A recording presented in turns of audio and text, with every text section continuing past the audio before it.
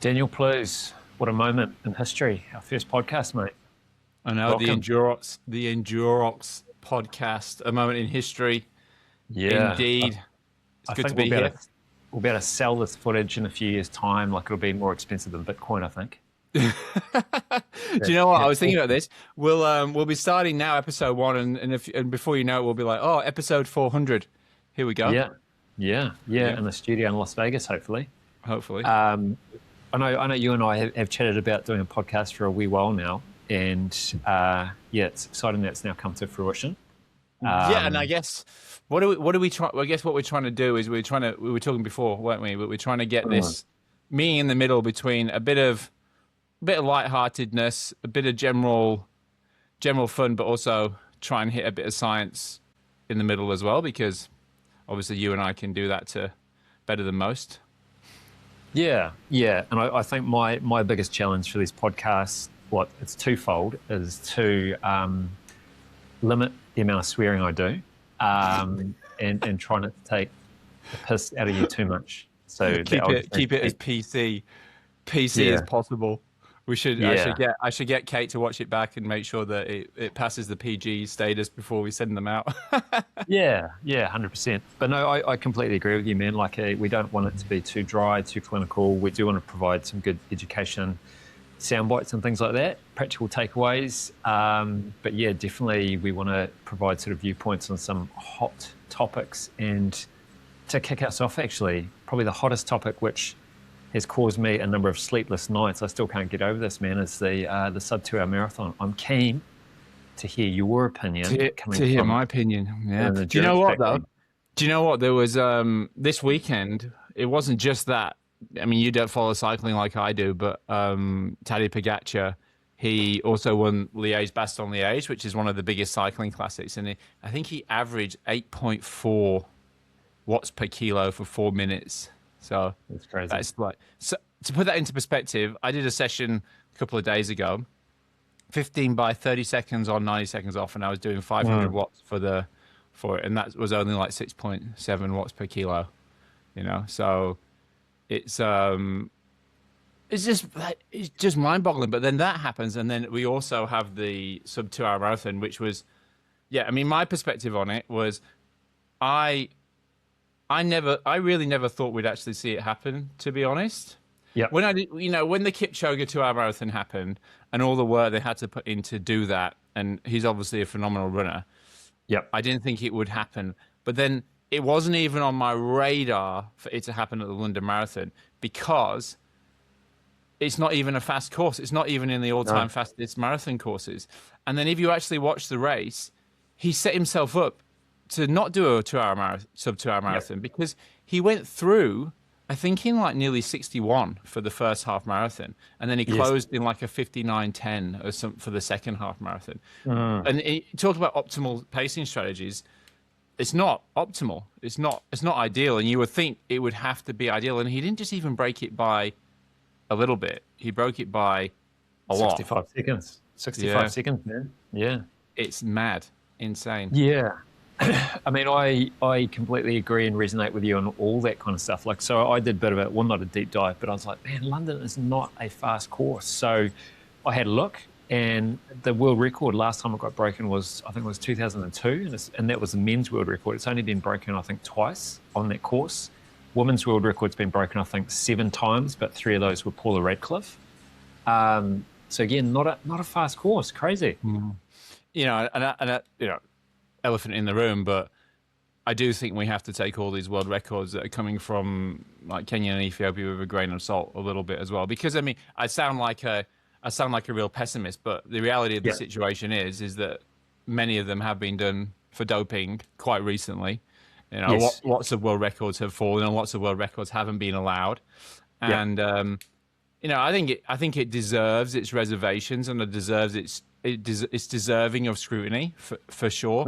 And you know, and the thing that, like I said to you offline, the thing that really gives me alarm bells of all these sorts of things is when you have those achievements that are like freakish in nature, but you have more than one person doing it at the same time. And in this particular instance, you had 2 of them breaking the sub 2 hour marathon at the same time. And you can have like freaks who are just out of the ordinary. But usually when someone breaks a world record, they're so far in front of everyone, and it's really obvious. You know, they're just that good.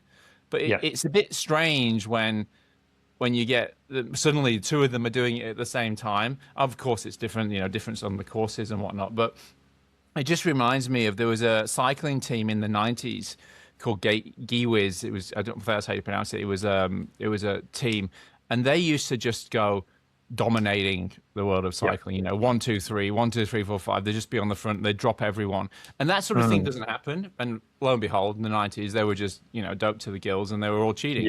Evgeny Berzin and those guys. And I think that's why I always get alarm bells when I see multiple people doing the same thing at the same time from the same training groups.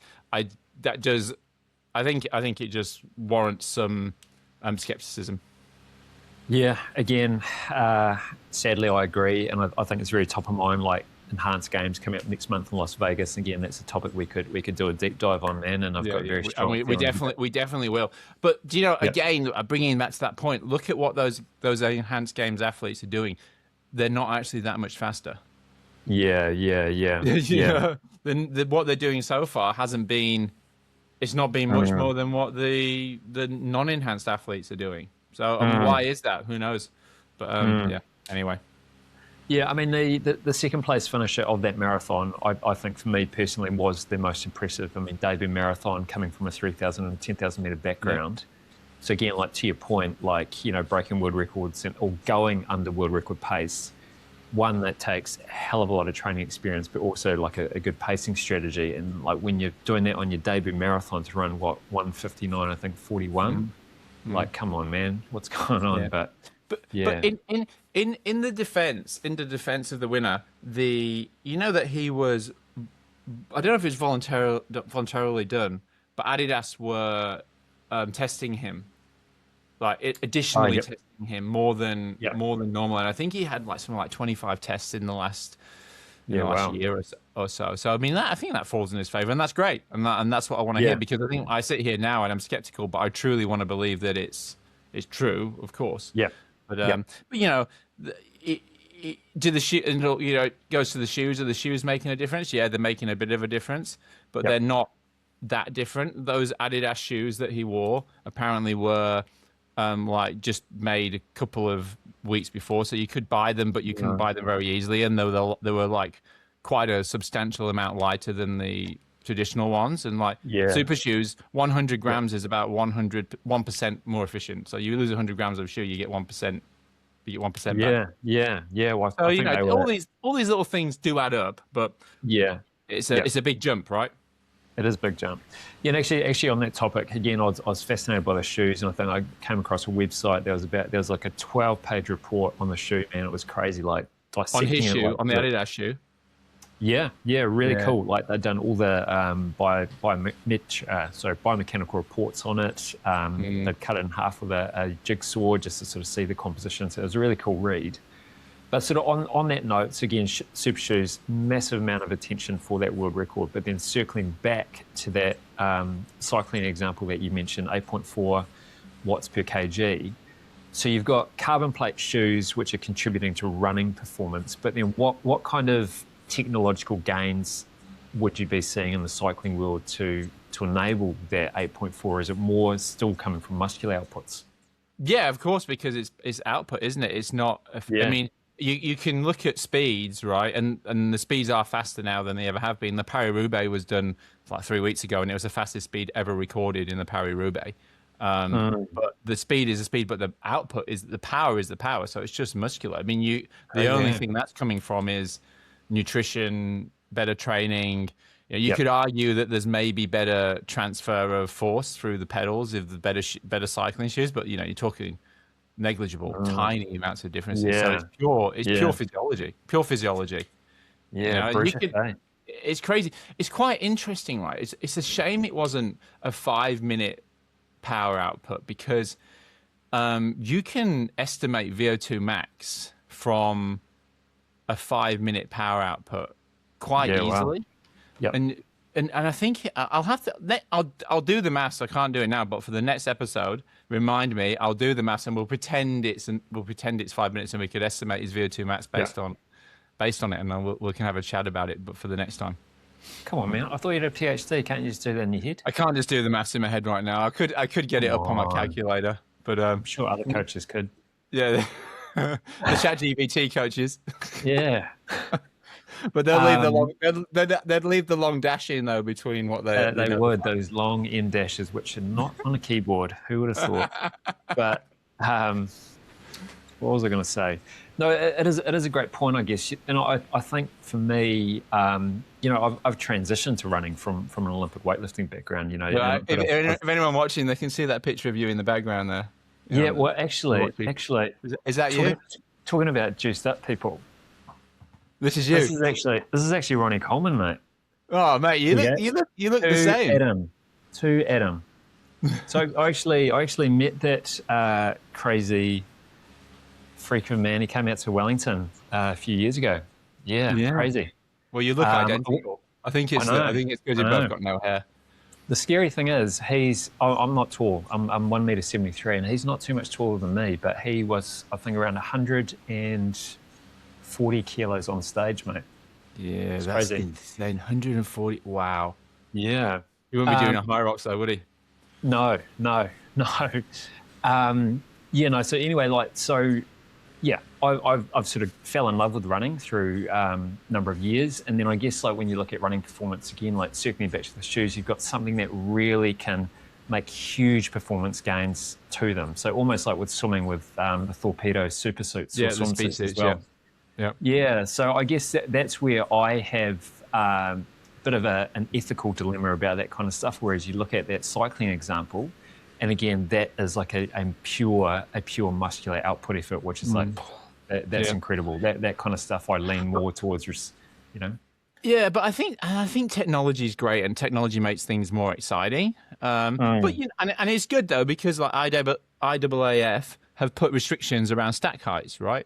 So when I was, as a bit of an example, when I was coaching Chelsea Sodaro, and we were training for Roth, the Challenge Roth, which is one of the biggest Ironman races in our sport. But they didn't have any restrictions on trainers because it was non-IAAF affiliated. Oh, yeah. Wow. And Crazy. We had made some trainers specifically for her, which were stacked, really stacked. Man, they made a difference. They were really fast. So I think it's good to have some limitations on stack heights, and even in cycling, there are limitations around time trial bikes. Like you have to have a triangular shape. It has to have a cross tube. It has to have a down tube. Whereas back in the day, remember Chris Boardman in the Barcelona Olympics, he won on that Lotus bike. Since then they've had to put standards in place. And there's a great YouTube. You can watch it on YouTube. It's called the People's Hour, and it's a documentary of Chris Boardman doing the hour record, but on a standard bike, which is the same as Eddie Merckx. It's crazy. Oh wow! And it's really hard for him. He only just does it. And this is a guy who smoked in the Superman position, in his old position. He smoked the world hour record. But it did 47 kilometers an hour or something crazy for an hour. Amazing. But it was he was struggling to hold 42 on the standard bike. So makes huge differences, massive differences. But they do. Yeah. We have to. I think the way we have it's really good, because we do have that. The technology is exciting, but there needs to be some leniency. It's just like with enhancement or of taking substances, right? You can take caffeine, but you can't take steroids. There's things that are good, things that aren't, and I think it's just the rules have to be in place, but there's always a bit of grey matter in the middle, right? Yeah, absolutely. Yeah, and things change and swing about. It's like caffeine and creatine used to be on ban lists, and now they're obviously not. Can you believe it? Creatine used to be on the ban list. I mean, I always think that's a sure sign, though, that if something goes from the banned list to the non-banned list, that's something that you should probably be taking, because if it was on the ban list, it clearly is having a performance enhancement. So, caffeine and creatine would be two dead set ergogenic aids that are definitely going to help you, right? Yeah. But you can go the other way, like tramadol. Used to not be banned, now it's banned as well. Fascinating, eh? Anyway, wow. we digress. But one of the things I wanted to talk about today was you have recently, or semi-recently, you got back from the HYROX coaching summit in London and recovered from your jet lag. Was it a big trip for a little Kiwi like you, and you squeezed into your seat? It was, mate. It was a rough trip, actually. Probably, I mean, I'm getting old, but it was honestly the worst jet lag I've had going over there. It took me 3-4 days to get over there. Coming back was all good, but getting there was horrendous. Yeah. But no, it was a great coaches summit. So obviously HYROX's first ever crack at doing that. They had an amazing lineup of speakers, and that's not me blowing my own horn. Like, that's honestly some really great ones, like Martin Bichette. Yep, 100%. My PhD supervisor, the man we call him the man with three brains. Yeah. So again, like, for example, he spoke about topic, for example, around creating high performance cultures, and not necessarily HYROX specific stuff, but then for coaches understanding like what high performance looks like. So in terms of like what kind of culture you need to develop, all that kind of stuff. So people that own gym affiliates, like that kind of information would have been gold. Had heaps of different sort of speakers as well. So from like a nutrition or mental skills perspective as well. I mean, I was speaking around strength and conditioning considerations and principles. So I think, those that attended and the feedback that we've got so far, they really enjoyed the diversity of presentations. And like, I think, you've attended a hell of a lot of conferences over the years, and whether it's academic or sporting, sometimes they come with quite a lot of ego. But this conference was a completely different vibe, man. Like, everyone was really open. Everyone was really keen to share. Was it mainly, who was there? Was it mainly athletes or mainly coaches, or what? I'd say mainly coaches. And I guess from again, hard to say, but from what I could observe, like, they were, a lot of them were gym owners, which was cool. So I mean, they're running like really big group training type sessions. Some had some quite high-level athletes as well. So in terms of the questions that were coming through, they were very, very specific in terms of like different periodization strategies and that kind of stuff, which is nice to see. Yeah, that's pretty handy. And mate, I am checking out because you didn't recover from your jet lag. I definitely would recover from my jet lag.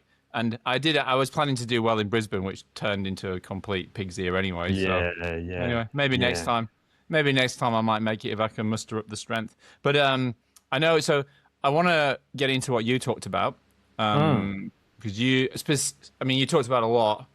You did 2 presentations, didn't you? 2 presentations, yeah. So the first one was more around, I guess, strength and conditioning principles and considerations for HYROX. So, for example, they're pretty broad in terms of like what things you should be training for, like in terms of physiological perspective, but also the second half of that presentation was around like injury management, which is obviously a key consideration for S&C. And then the second presentation was around the physiological but training differences for solo, doubles, and relay racing, which was... Because one of the things that I wanted to talk about, because we've been talking about the integration of it into our ENDUROX platform as well, is the force velocity profiles and the force velocity profiles and the difference between different stations. Now, I reckon, where can we start with this? I guess a good starting point would be even to just sort of explain what is a force velocity profile and why it's important. Yeah. And even if this could test your IT capabilities, Plews, do you want to maybe share the screen? Ooh, I could probably do that. Would that push you beyond your limit? It might do, but I reckon I can do it. Because the force velocity principle is very, very fundamental. It's one of the main fundamental principles for, I guess, strength and conditioning practice, where you think about how much force a movement requires and also the velocity that it would occur at. So obviously, as a force output increases, for example, if you're trying to lift a deadlift and the heavier the deadlift goes, your movement velocity goes down. So it's a very, very straightforward relationship. Look at that, mate. Yeah, you nailed it. So this one here, like in other different sporting movements or even just exercise movements, we routinely calculate a force velocity profile for athletes, and that gives us information whether they are really force dominant. So say, for example, a powerlift would be really force dominant but it could mean that they have a velocity deficit, so they may not be as powerful or good with the fast stuff. So as soon as you look at a force velocity profile for an individual, you get to understand them and understand where their sweet spot is. So this this graph that you've just chucked up there, man, it's something that I have theorized. So please don't take this to town and say this is gospel. Come on, Adam, don't sell yourself short. If it's from the brain of Dr. Adam Storey, it's like gospel. Yeah, no, mate. I'm going to put these caveats in place so I don't get sued. But the main thing is, well, two main things. So the units there, they are just arbitrary units. But the main point is you can see and conceptualize where each of the different HYROX movements and stations lie on this force velocity spectrum. So makes sense. Your sled pull, sled push, they are very, very force dominant movements. So as a result, I've then just broken this graph into other key categories. So you've got a maximum strength kind of spectrum, strength endurance that everyone loves to hate. And then you can see there lunges, farmers, carries will fall into that bucket. Power endurance, actually I'll come to that last. We've got cyclic endurance, which is your ergs, but power endurance. So you've got three of the stations more or less in there. So I've got burpee, wall jump, wall balls, and I say a station, and I've got running in there as well. Now running, I mentioned at the summit, you can definitely term as being cyclic endurance, which it is, but the key point here is that running economy is, and you can speak to this as well, Plusy.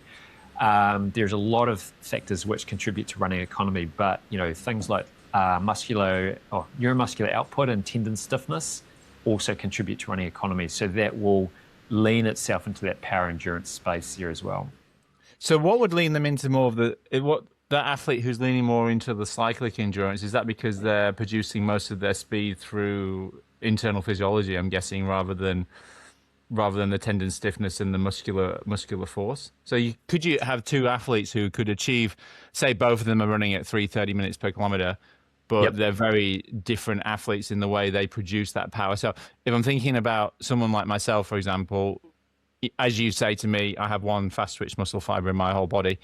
So I would be definitely running. I run well, but that's from more of a cyclic endurance, which is why I'm also way better on the ski and the ergs. But if someone's more producing power in running from the power endurance, they should also be better at the burpees and wall balls. So you can almost get an idea of how they're producing that power. Absolutely. And just for our viewers out there, just for confirmation, Plusy's one fast twitch muscle fiber is actually his tongue. But yes, that's been out to go off the PG virgin.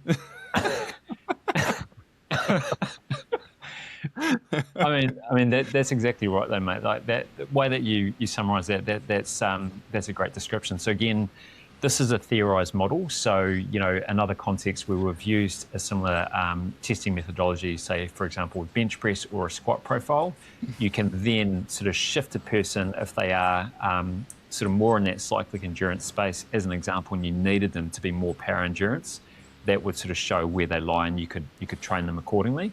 But again, like from your profiling perspective, I agree, potentially your running would be definitely more in that left-hand column there. Yeah. Good question for you. And I reckon this will help people understand.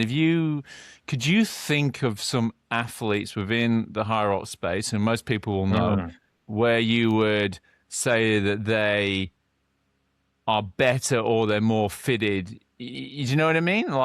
So I gave myself as the example, basically, I'm all cyclic endurance and I'm just terrible at almost everything else. But what would someone like Hunter be?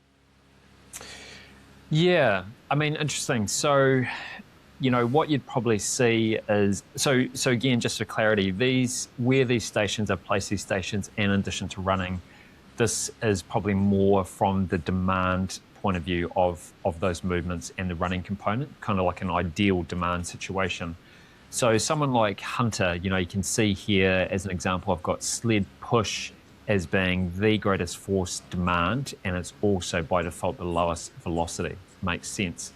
Someone with Hunter, if we did this profile, I'd theorize that yes, his force demand for the sled would be down, but that whole curve of his would be upward shifted. So he's producing things at a higher velocity, because he's just that way inclined. He's got the ability to massive engine aerobically, but his muscularity enables him to have that higher force outputs at a higher velocity as well.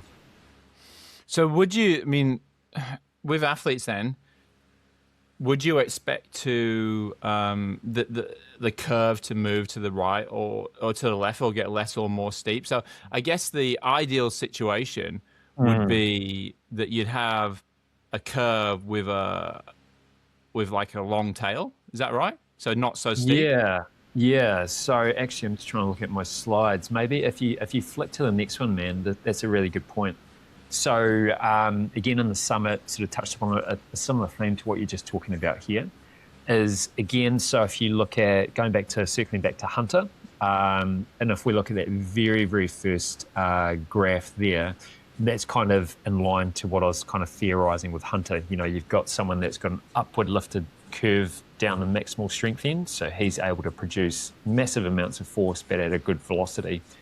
So I guess the take-home message, again, which I sort of emphasise at the Coaches Summit, is you really, especially with HYROX, it's like training for decathlon. You really need to obviously factor in you're juggling so many different balls in the air. You want to make sure that you're not just swinging that curve and those adaptations in one specific end. So the ideal situation is actually that third graph on the right, where you're looking to upwardly lift that whole curve up collectively. Yeah. But if you're somebody who they're kind of like they're like myself, for example, because I'm kind of the extreme and I'm quite high at the top end of the curve, but I just need to focus at the bottom end of the curve.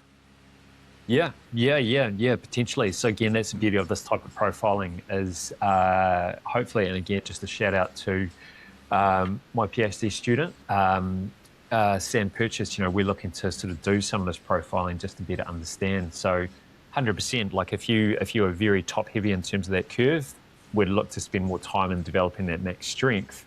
But again, it's like with anything, you know, definitely work on your weaknesses, but you know, Plewsy, that top end, that's your superpower, man. That's why you're an absolute freak. So you always want to still obviously keep training your superpower as well. It's interesting, isn't it? Because, you know, like you have other coaches and other like talk about strength endurance, but it's not as simple as just like, it's kind of like a one tool fits all kind of approach, right? Because it can't apply to everyone at all times, no matter what the background. No, not at all. And I think we will save this for another episode, but that ties into the paper that we were just discussing earlier offline. So that's a bit of a hook for viewers out there to stick around for the next episode, because that will be a good deep dive into that one. Really cool. And the so when you talk about those curves now, what would be some examples? So how can we do this? I reckon a really good way. I'm just trying to get this for people who are watching and people who are listening.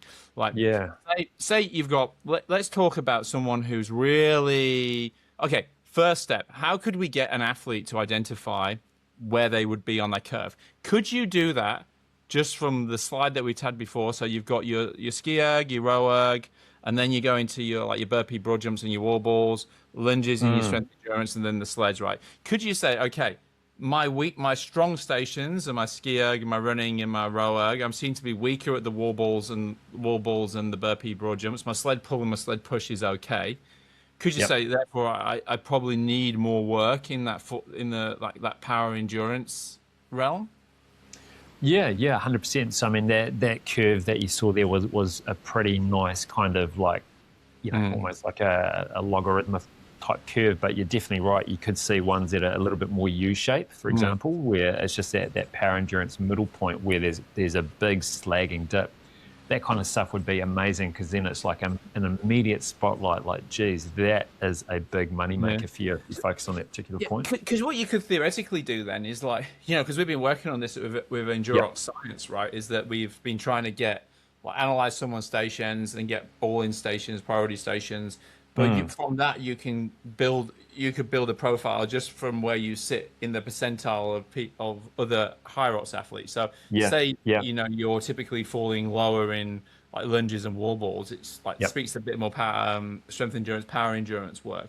So say in that particular example, and you were lagging in power endurance, because I think we are in agreement that training should be demand driven, right? Yep. So when it comes towards an event, and I always have this argument for every single sport that I've ever worked in, whether it's rowing, whether it's Emirates Team New Zealand, whether it's triathlon. At the end of the day, when you're coming up to a race, there can't be that much difference between everyone's training, because everyone has to do the same thing, but we have periods of time before that where we can work on very specific areas to bring them up before we get into more of the demand-driven training. So it might look like something like you might do like an 8-week block where you're really working on your force velocity weakness until you go into your very event-specific work, right?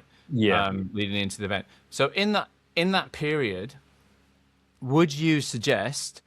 How would you suggest that someone comes up and they have they're poor in the power endurance, strength endurance? What sort of workouts? What should they be doing in that space to try and lift that? And then let's talk about what they should be doing if it was the opposite, if they were in the cyclic endurance.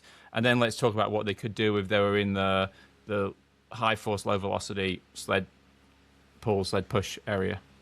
Yeah. I mean, those are great talking points, man. And I think, again, I guess a bit of a shout out to the paper that we can discuss more in depth next week. Like when we look at power endurance, a lot of it is driven by, muscle fiber types as well. So people that are more fast twitch dominant, their fatigue profiles will crash and burn.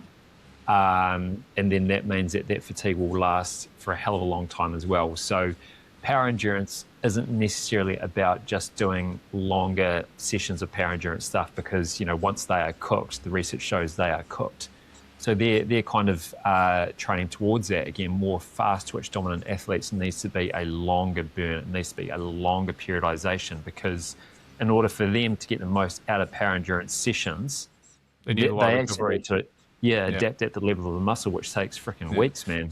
So someone who's more in the someone who's good at the cyclic endurance, you could potentially hammer the power endurance quite hard because they recovered quite fast. I mean, in that paper we know that paper, we're talking the slow twitch. So in this paper that we're talking about, just to give a bit of context, it's basically three 30-second wing gaits, and they were categorized into either fast twitch or slow twitch muscle fiber types. And the ones who were characterized by the slow twitch were pretty much recovered within 20 minutes, right? And the fast twitch guys were recovered.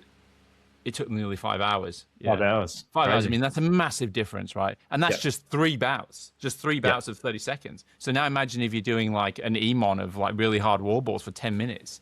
It's going to take its toll. So you could potentially really, if you're a slow twitch, if you're coming from more of a triathlon background, an endurance running background, a strong endurance background, you could really get involved in that power endurance stuff. But if you're coming from more of a like team sport background, high intensity background, you need to probably take a longer approach to improving that, because you're going to have to do more recovery between. When I say longer approach, I'm talking like 3 weeks versus 8 weeks.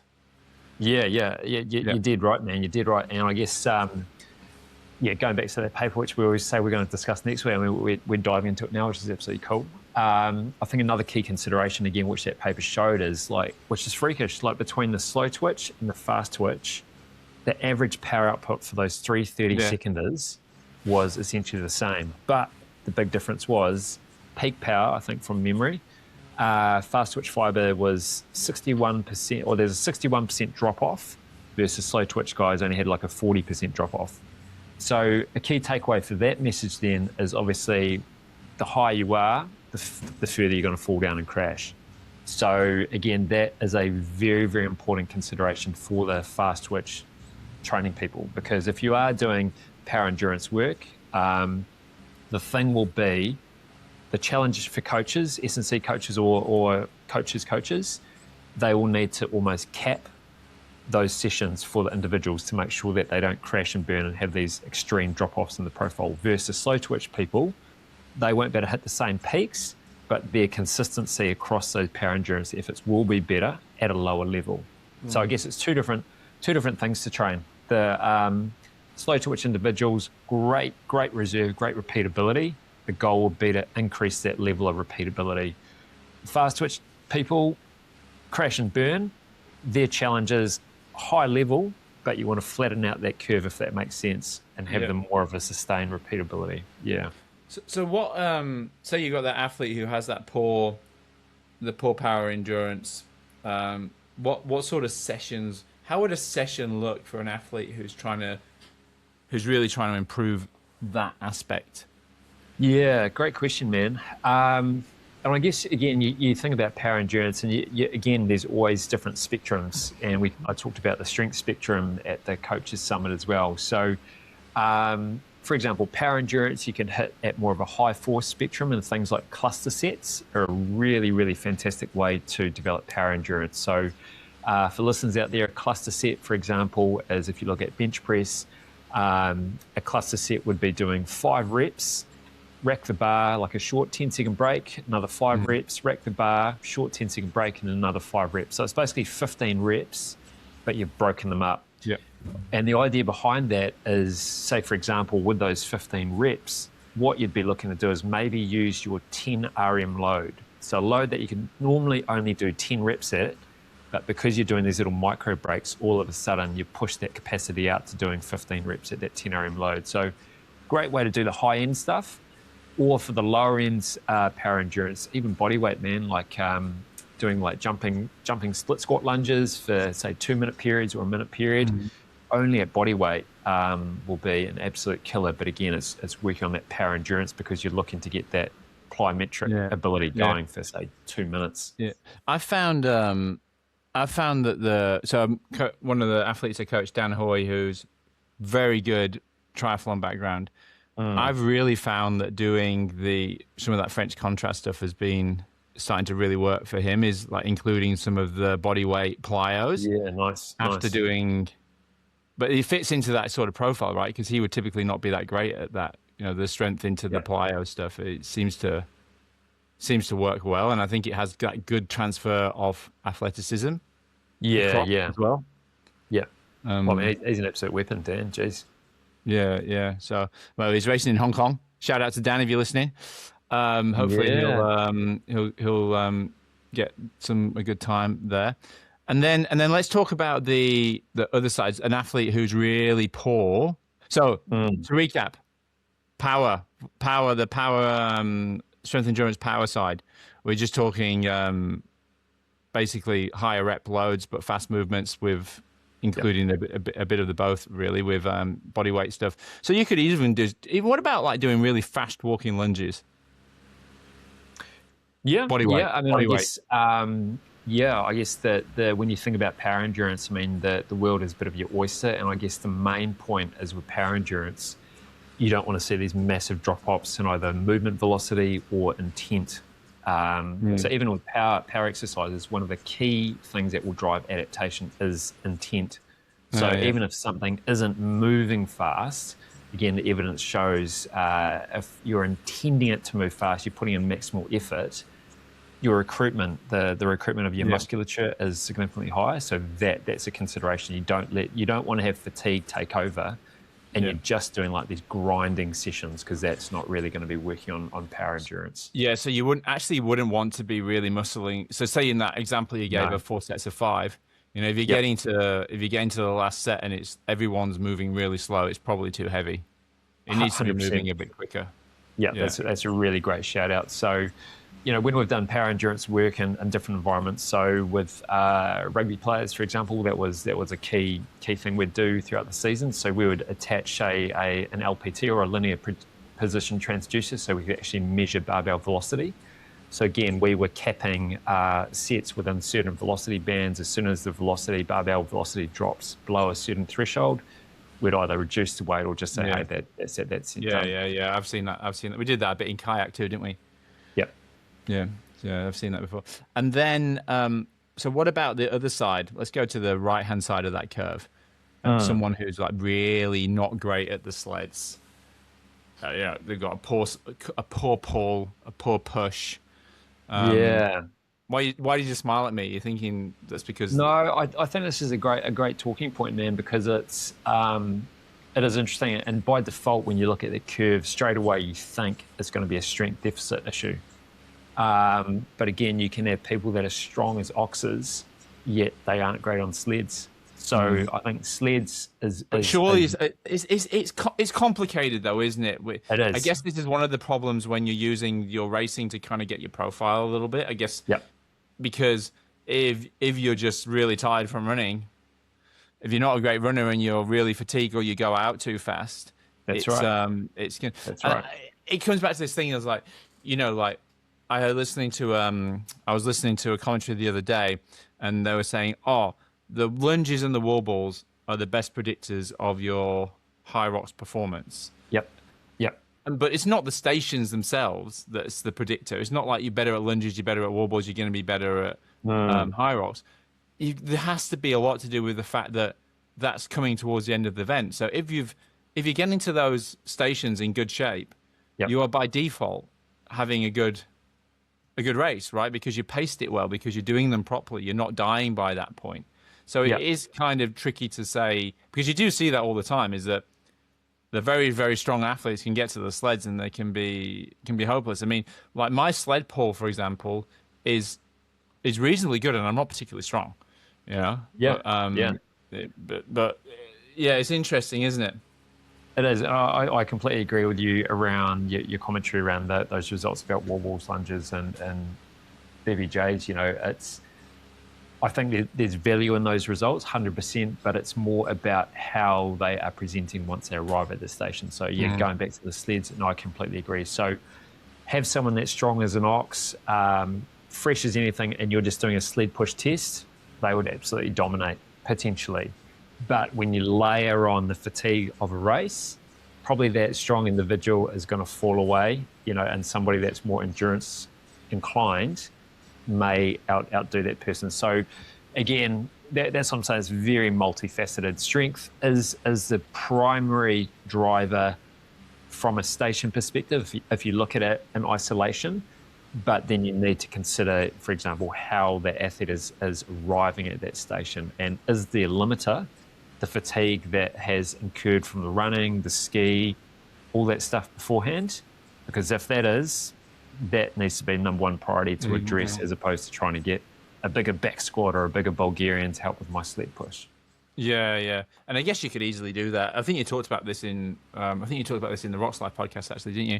Where you talked about, just doing like a fresh sled push versus a fatigued sled push and see the difference. And then because if your sled push is just generally slow no matter what, then it's a strength deficit disorder. Yeah. But if your sled push is fast, but then it's slow after in a HYROX, then it's a more of an endurance capacity problem, right? But say that person is generally not good at sleds, how would that look? Is it just a case of doing heavier sled, just doing lots and lots of sled push all the time?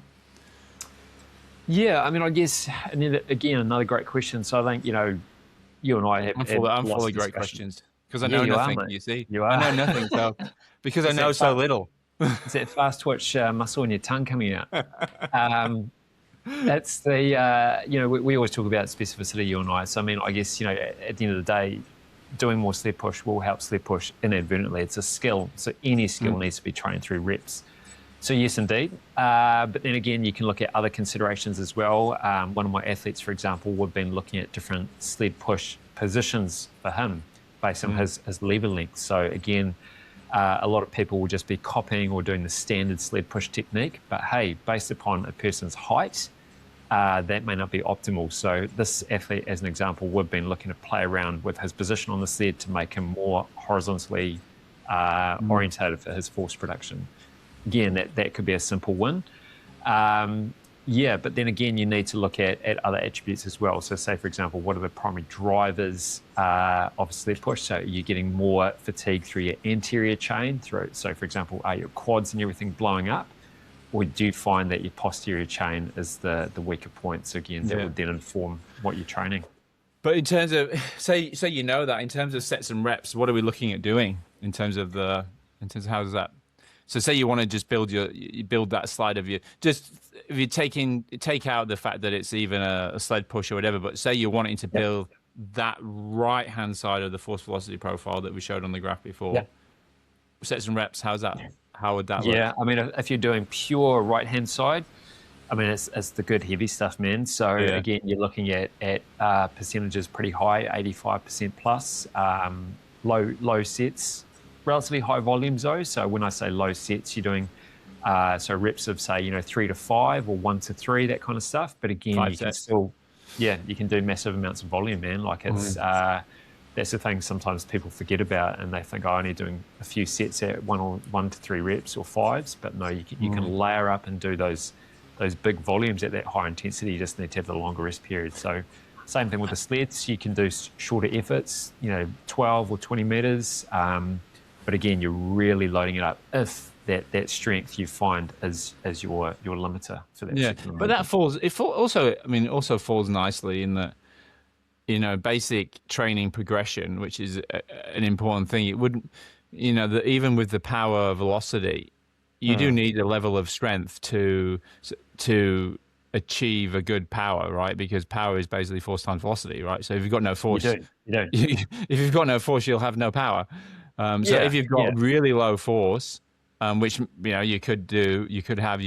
you will have to address that in some area. I mean, I think many athletes will come into HYROX probably with that. I don't think it's most people are strong enough, but there's definitely going to be cases where the strength would be needed to be worked upon.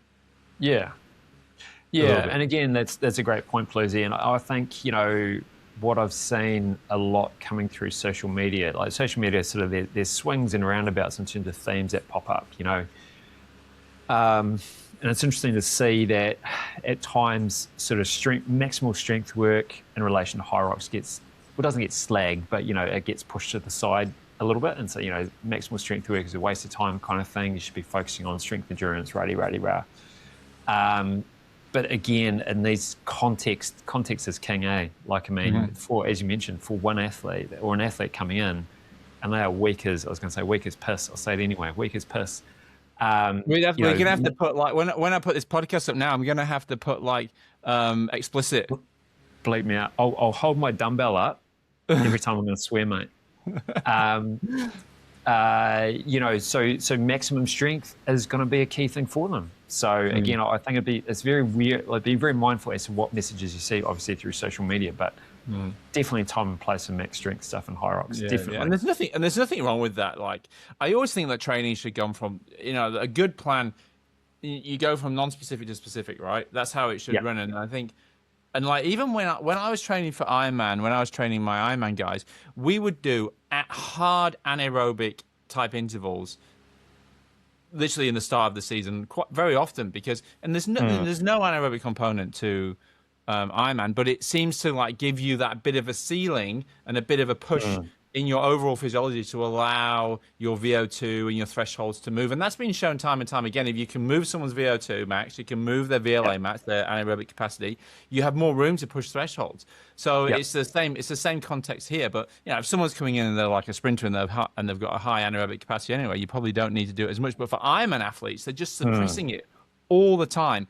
And there will be a time, if you never address any, like if you do it for year in, year out, and you never address your maximal strength, it will suppress, just like anaerobic capacity. When I was working at New Zealand rowing, we had many athletes who would come in and they would be hammered with volume. They'd train, and they'd look like they were great on paper in their training, but they'd do a 2K and they'd be no faster, because their anaerobic capacity had just been squashed so much they got aerobically stronger, but not anaerobically stronger. At the end of the day, rowing is still 80-20. It's an 80. In some cases, it's more than that. So you have to always take into account. You want to save you don't want to do anything at the detriment of your other parts of your physiology that are important. And if you focus on things too much, you can squash it, and it's obvious. Yeah, that's a great example, Aaron. Love that. Yeah. Last one. I reckon this is the most simple though. Left-hand side of the curve. You just do ski erg and rowing, surely. Just do ski erg and rowing. Yeah. Interesting. I mean, it's again, let me just see. We might be able to share some of these slides, because for my presentation at the HYROX Coaches Summit, I did a bit of a breakdown of ski erg and rowing, well, all the stations, for example. Is it on this one here? I know, because you included the med ball slams and stuff like that, didn't you? Yeah. So again, like this is the content of, the concept of the strength spectrum again. So for example, if you wanted to improve your ski erg, again, we spoke about specificity as king. So I mean, you could spend a hell of a lot of time on ski erg, like from a conditioning standpoint. But I guess from a S&C point of view, there's different ways that you can train it. So say, for example, if you wanted to produce more power per stroke, so again, like you mentioned before, Plews, that power is a function of force times velocity. So ways to improve that force component of the stroke could be doing like things like dumbbell pullovers. Great exercise to develop the lats. And nothing makes me more sore than a dumbbell pullover. Oh my god! I know, mate. Absolutely. So the next day after you do dumbbell pullovers, you are just so sore. Yeah. Well, hey, Arnie Schwarzenegger attributed those to his massive oak chest, one of his greatest exercises, he reckons. Oh, maybe, yeah. I'm still yet to achieve that. Well, are you? You're pretty close. I mean, that triple XL t-shirt's looking mighty tight on you, man. Yeah, man. And AI would AI would show you anything this day and age. It would actually. So I guess the purpose of this kind of example is that, again, so you've got the concept of doing some heavier resistance training to improve ski erg performance. But then again, what you can do is you can play with the damper settings as well, do a bit of strength endurance work. So again, similar to what we're doing with the grinders at Team New Zealand Plews. So there's many different roads to Rome. Yeah, I mean, at the end of the day, so many parts of training go into one different area, and I always come back to this. There's a great study that did anaerobic intervals training, and they looked at, and it was something like 30 seconds on, 6 minutes off, right? And it was so it was a high, you look at that sort of paper. I'm just gonna get out of this. Yeah, you'd look at that sort of paper and you would think, oh, well, that's an anaerobic, that's going to be the main adaptation. And the main adaptation that comes out of that is an aerobic adaptation. And why is that? Yeah. Because you're recovering aerobically during the 6 minutes off. And it's the same concept with so many things that you do in HYROX. And it's really reductionist to pinhole anything. Everything in training is like dimmer switches, right? Not you're just turning one thing on more, one thing off more, and but everything's kind of always switched on at the same time. So even though you're doing plyometrics on a box that you think is going to be helping your lunges, or your jumping split squat that you think is helping your lunges, it's also helping you running. And it's probably also helping your burpee broad jumps. There's just massive crossovers all the time, which is why we just got to make sure the exercises are always specific, and we lean towards where we need the work, and it's a demand driven approach. But just to finish, if we were looking at that more demand driven training, right, and we're thinking about that, how would you think about building towards a race? Would you think that, I mean, I think most work before the race should probably be in that strength endurance realm, because that's what we do. Is that how you would think about that structure? Is that you kind of work on the weaknesses and then build towards something that's more event specific, which is more strength endurance type training, more EMONs, more Metcons? Because that's how we tend to do it at ENDUROX, right? Yeah, I mean, absolutely. And then you need to, especially from a gym perspective, like, when I was with Canoe Race in New Zealand, like, this is a mantra I'd always say to Gordy, the head coach, is that, the gym sessions, I'm designing them so that they're going to complement the on-water sessions, not compromise them. So I guess you need to look at it from that point of view as well. As some of these, the high force type sessions are very, very damaging, both peripherally, so to the level of the muscle, but also fatiguing to the central nervous system. So if you're doing those close to race, some of your key sessions, if you're looking to do sims and whatever, those will be severely compromised. So you need to sort of factor that in as well. But definitely sort of gearing towards the specificity, so that muscular endurance, the power endurance stuff. But again, being super mindful of the volumes that you're doing, because again, just got a shout dependent out. on dependent on your type, your profile as well. You know, Absolutely. if you're someone, you just probably can't do a lot of metcons and real high intensity stuff. If you're leading into a race, if you're from more of a fast twitch type profile, right? That's right. So, That's right. right. I was just thinking, we've got so many topics to talk about, because even though you mentioned it then, like, what about the concurrent training effect? What about that? If you think about, I mean, there's so many different topics that we can cover, and like tempo running versus threshold running versus VO2 max running versus the whole shebang. So what else have you got on rest of the week now? What's it looking like? When's your next HYROX event? Next When's your HYROX? next HYROX? Sydney. Well, Sydney. I was thinking Sydney with you, mate, but that might not be on the cards now. No, I'm well, actually, you can't do it with me. Well, depends when the men's doubles is. Maybe you could. Because, I mean, when I run with you, it's not very hard. It's kind of, I just cruise. Wow. Who's he talking to? Ronnie Coleman behind you. No. Just in Sydney, though, I've got, hopefully, my Achilles is better by then. So, I mean, I've had to pull out of the HYROX Worlds because my Achilles is no good. But then Sydney's 10 weeks away. So my plan is to do the pro men on the Friday, and then I got Kate an anniversary present, which is the mixed doubles on the Sunday. So maybe I can get you an anniversary present, which could be a mixed doubles on the not a mixed doubles, a doubles on the Saturday, you and me for the bromance. You're such a giver, aren't you, Plews? You're not a taker, mate. You're a giver. Exactly.